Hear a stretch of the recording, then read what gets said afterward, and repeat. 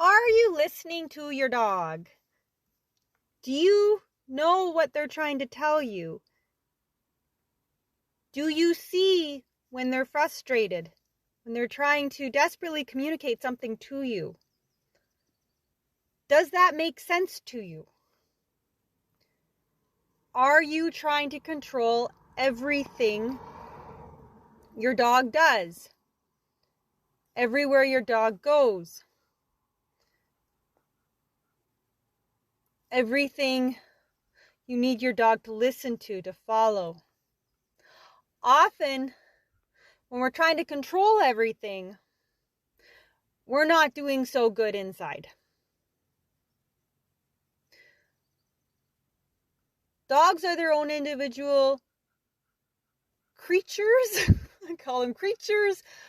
Dogs, beings, our little furry family members.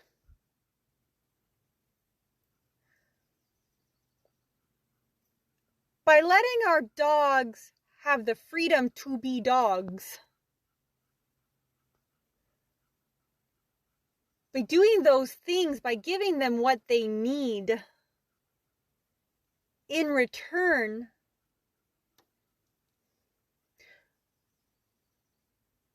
that'll be one part of building a strong connection, a strong team with your dog. Trying to control everything is just going to leave you feeling out of control, if you don't already, or it's going to leave your dog fighting against trying to control them.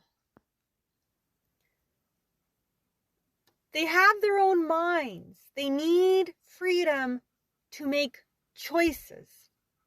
This is one reason why I strongly believe in having 3 types of walks. You ever sniff walk if your dog cannot be off leash, or they're on a long lead? You let them sniff their hearts out. You let them explore. You explore with them. You have fun with them. You enjoy being with them and just being with them, not trying to control everything.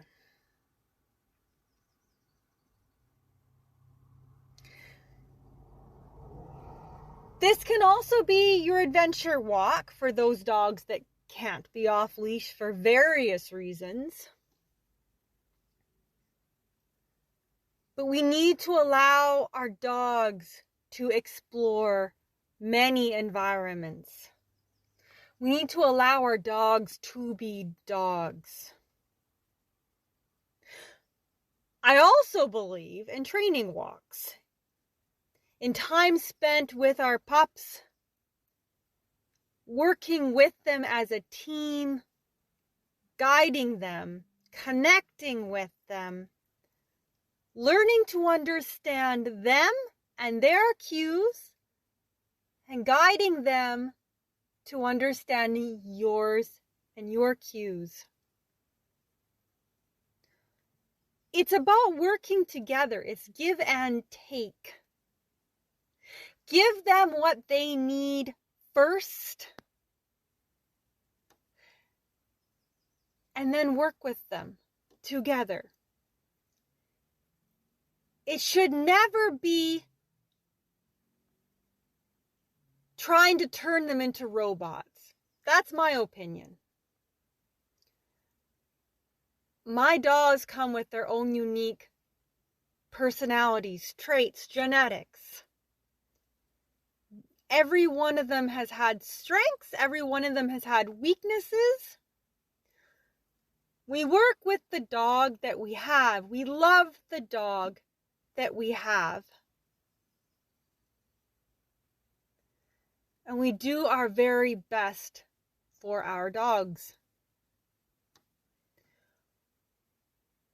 The moments in my life where I felt out of control inside, this is what I'm trying to talk about. Those are the moments I'm trying to control everything outside of myself.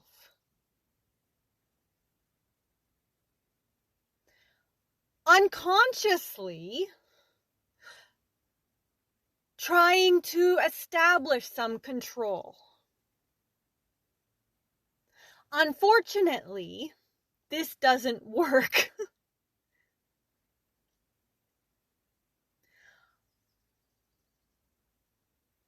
I suffer from OCD. I have true OCD. I have since I was a child. I'm sure there's many of you that also have it. When I'm not okay, my OCD rises. And the majority of my OCD is surrounding cleanliness, which some might find ironic that my life is dogs. But dogs decrease my stress, so honestly, that helps. But when I'm able to work on myself, all of that need, conscious and unconscious need to control, subsides. The better I am inside, the less control I need outside. Another part of that, which I'm trying to all tie this in together, when we work with our dogs, it's not about being alpha. It's about guiding them, which I have said before. But it's calm and assertive. It's finding that balance of calm and assertive. When we have a strong connection with our dogs, we can read them, and they can read us. The calmer we are, the better they are. The other day, I had a rough day. We all have our good and bad days. I had a really rough day.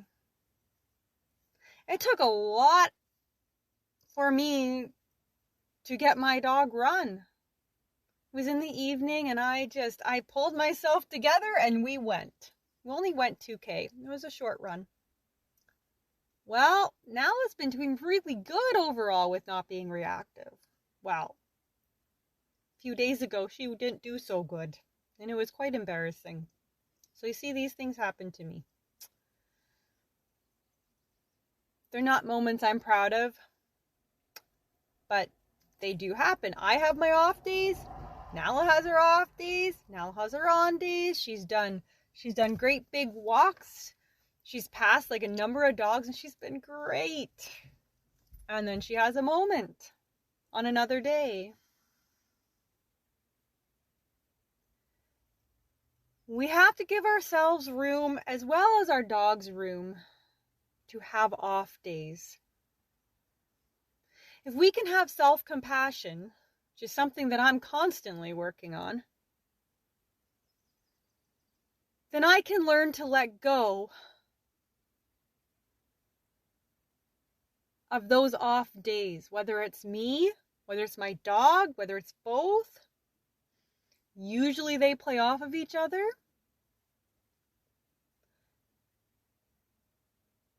We need to find that self-compassion so that we can also find that calm within ourselves so we can let go a bit. We let go, we give them freedom, they give us focus.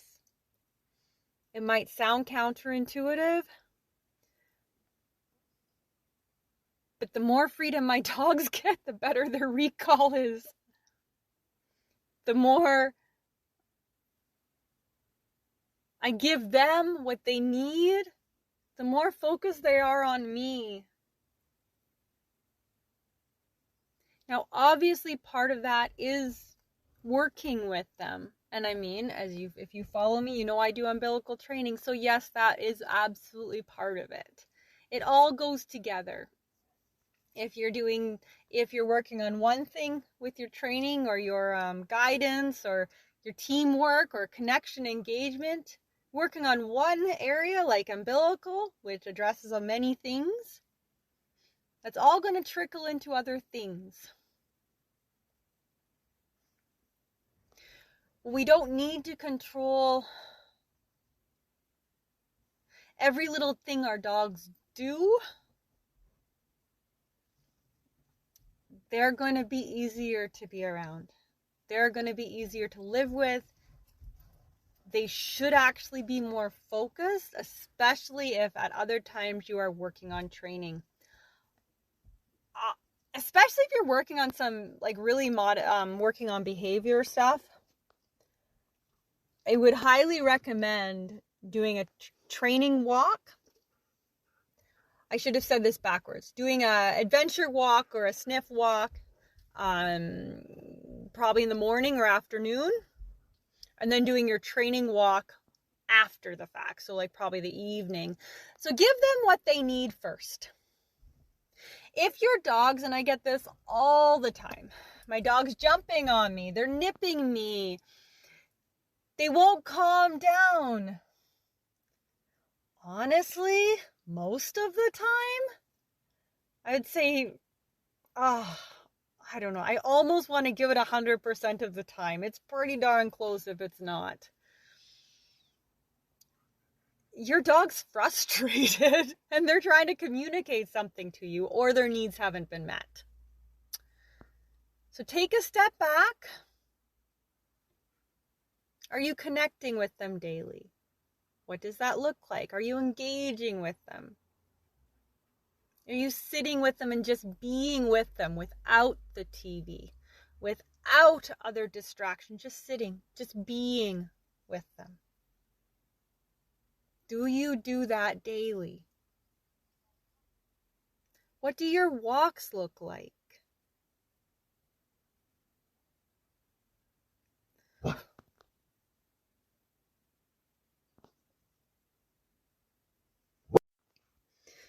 Do you enjoy being with your dog?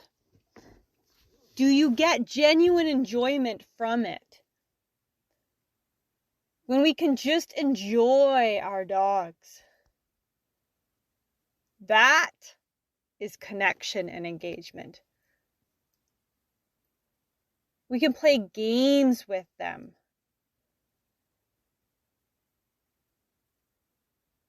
When we can interact with them calmly, calm and assertive, calm and assertive. Find that balance. If your dogs are displaying frustration,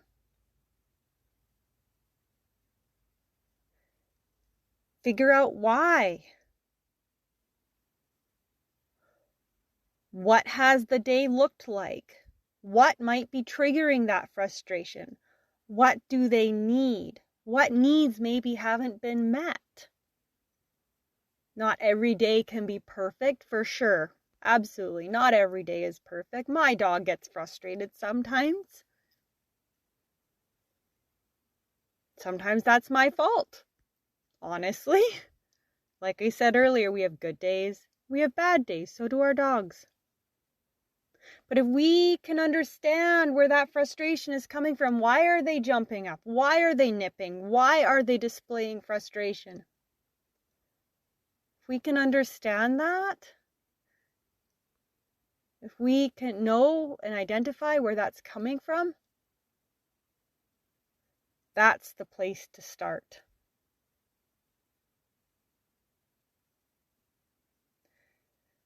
Sometimes dogs do that because they haven't been properly mentally stimulated. They aren't connecting with you like they need. They haven't been walked. Taking care of them might have become a chore. Our dogs pick up on that.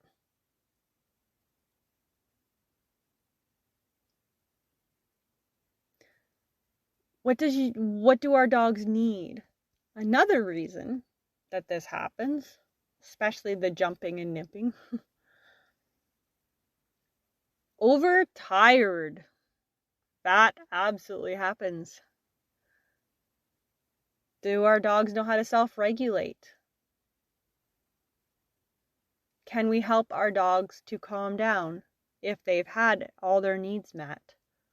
Could they be overtired? Those are just some of the reasons.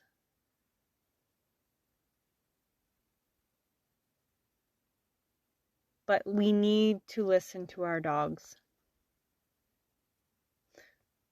We need to enjoy our dogs.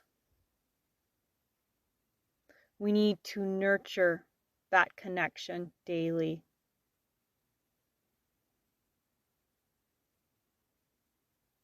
And if you are having a hard time understanding your dog, then please reach out to a canine professional, dog trainer, behavioralist. If it could be medical, your veterinarian. Reach out. Ask for that assistance, that help in understanding.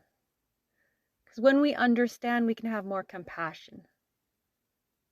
Understanding brings clarity. I mentioned on another podcast that I thought my dog was, I don't know if a brat's quite the right word, but when she was a lot younger, it was really hard for me to leave the house without her freaking out. It wasn't exactly separation anxiety because there were other people home. But when I left, she'd jump up, she'd claw me, she'd scratch me. She'd grab on my clothes. She was very young when she did this, but for the longest time, it was very frustrating dealing with it. And I was just like, what's happening? I felt pretty silly.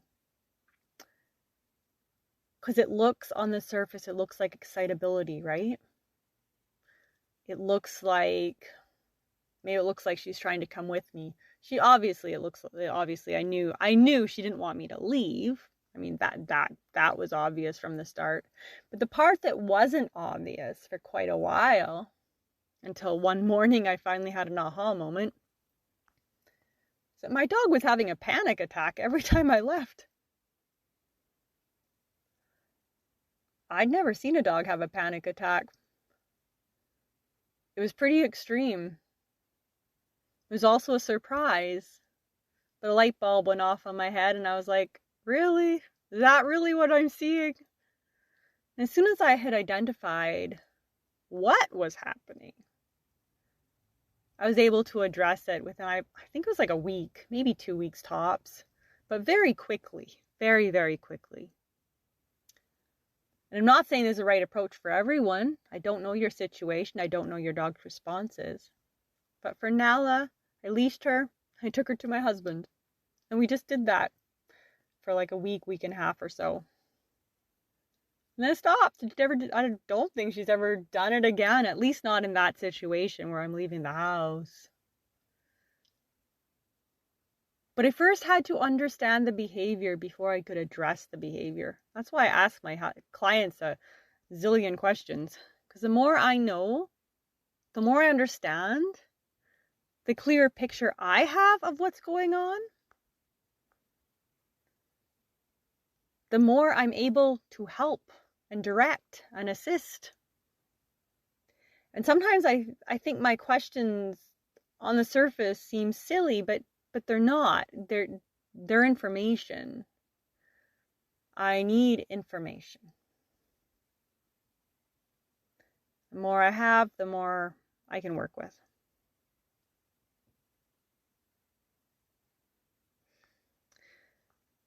I don't think working with dogs is black and white. When I worked with Missy like 12, 13 years ago now, the way I did some things with her worked really, really well. And then doing similar things with Nala didn't. They're two different dogs. They respond differently, right?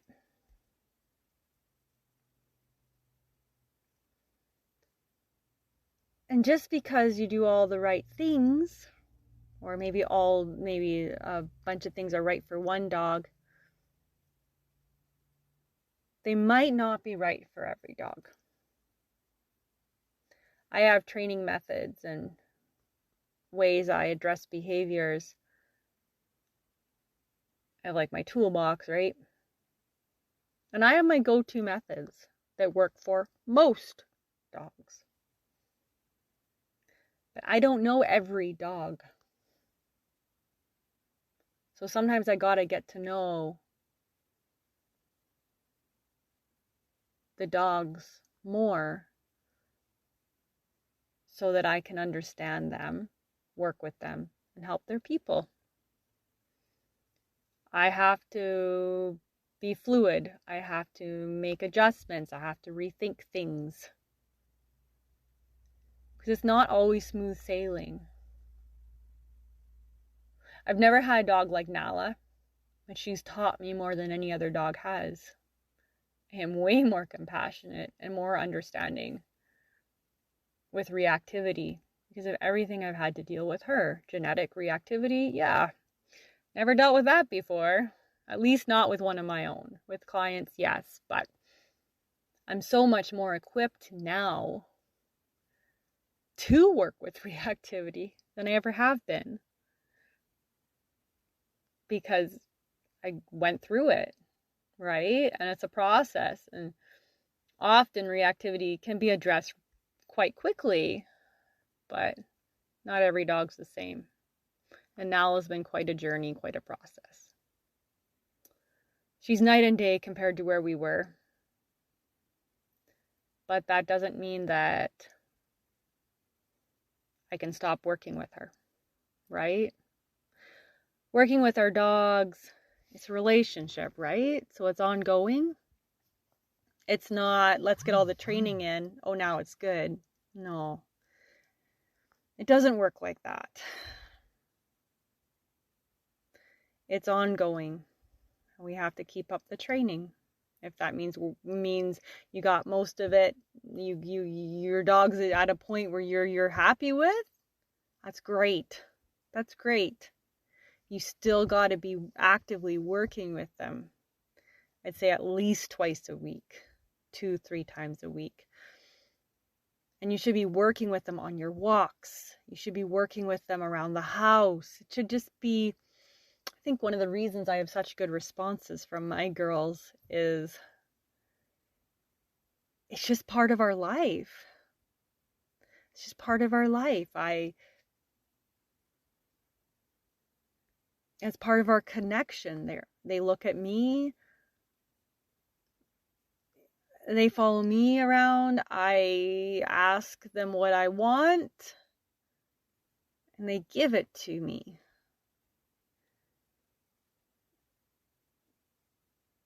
They also communicate what they want. That doesn't mean I always give it to them. Nala's got this funny, it's the most adorable thing ever, little shoe quirk. And it started with her grabbing a shoe at like 8 weeks old. It was crazy. We knew we had a smart pup, but holy smokes. At 8 weeks, she started grabbing a shoe to communicate. She needed to go to the bathroom outside. Sometimes intelligent dogs are not as easy. Like the more intelligent they are. They also tend to be hyper vigilant, which means they're hyper alert. Not always. This is not black and white, just often. I just see it a lot. Tend to be a bit more intense. And then about 4 or 5 months, she started bringing me both shoes if she wanted to go for a run. And now sometimes if she wants to go somewhere, she'll grab a shoe and run out the door. And we have a large yard, so sometimes she'll take them near the vehicle, or it's her way of communicating what she wants. And yes, I am listening. And sometimes I'll go outside and I'll play with her. We'll have some fun, interact with her. Sometimes that's all she needs. She's just like, let's go do something. And I am listening. And she's also listening. So it's some give and take. Okay. Okay, I hope you got something from my episodes, my podcasts. I'll talk to you again. Bye-bye.